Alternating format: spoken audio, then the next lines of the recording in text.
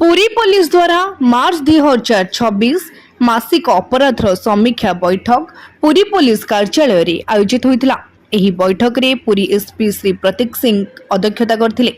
बैठक रे पुरी जिल्लार विभिन्न थानार गत मासर अपराध परिस्थिति, चालुतिबा मामलार तदंतर प्रगति, आईन श्रृंखला परिस्थिति और अपराध नियंत्रण पई ग्रहण करा जाउतिबा पदक्षेप विषय रे समीक्षा करा जाइतिला। एही सभारे अतिरिक्त आरक्षी अधीक्षक श्री सुशील मिश्र, श्री देव प्रताप, श्री सचिन पटेल, श्री सौम्यरंजन मल्लिक सहित समस्त सब डिविजन अधिकारी, समस्त थाना अधिकारी और अन्य वरिष्ठ पुलिस अधिकारी माने उपस्थित थिले। बैठक में आरक्षी अधीक्षक श्री प्रतीक सिंह पुरी जिले अपराध नियंत्रण, आईन श्रृंखला रक्षा और जनसाधारण सुरक्षा को सर्वोच्च प्राथमिकता दे काम करने को समस्त अधिकारी को निर्देश देते।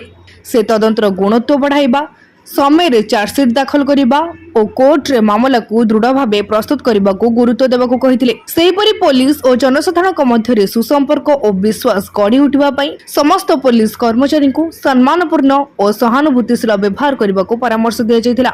आधुनिक पुलिसिंग प्रणाली को आहुरी सक्रिय करने CCTV monitoring, cyber tool, digital तदंत प्रणाली और डाटा विश्लेषण व्यवहार को बढ़ाइबा को कहा जायतिला। संदेहजनक व्यक्ति एवं अपराध प्रवण अंचल में नियमित चेकिंग, पेट्रोलिंग और इंटेलिजेंस संग्रह को आहुरी शक्तिशाली करने को निर्देश दिया जायतिला। पुरी एक विश्व प्रसिद्ध धार्मिक और पर्यटन स्थल हेबारु पर्यटक मानक सुरक्षा, ट्रैफिक व्यवस्थापना और आसंता बड़ पर्वपर्वाणी पूर्व प्रस्तुति नेबा उपरे विशेष गुरुत्व दिया जायतिला।